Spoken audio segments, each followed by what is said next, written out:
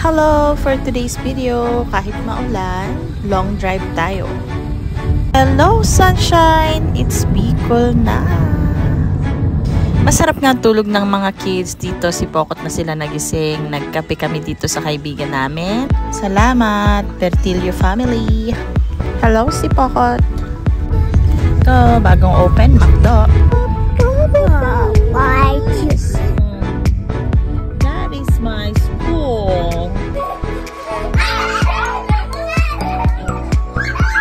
After namin mag-breakfast, nakatulog na rin kami at ito, nagkaayaan mag-swimming. So, dumaan lang kami sa 3 Bakery, tapos sa 7-Eleven.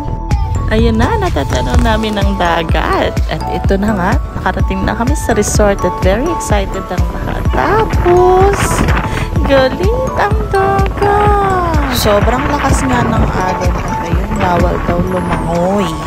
Wala nang nagawa kundi manood na lang sa malalaking alon. Meron kasing low pressure area nitong araw na to. Meron mga naliligo pero mga locals to. Sanay na sila. So ayun, uwian na lang kami. Better luck next time. Gutom na nga kami nito. And still, dumaan pa rin kami sa isang resort. Pool naman. Pero wala kasi silang night swimming. So we decided not to go na lang kasi lugi na kami sa hours. At ito na nga, sobrang lakas na ng hangin at ulan nung makauwi kami. Hindi na kami nakapag-video pero dito na lang namin kinain yung baon namin. At nag-video okay na lang kami. Ha? Ha?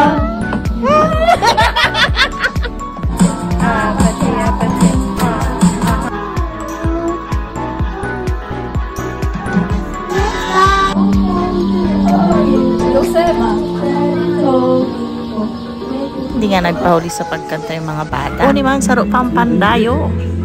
At bago naman, kung saka malakas na ulan, nag-walking kami ni ate para bumili ng bulalo dito sa San Fernando. Masarap yan.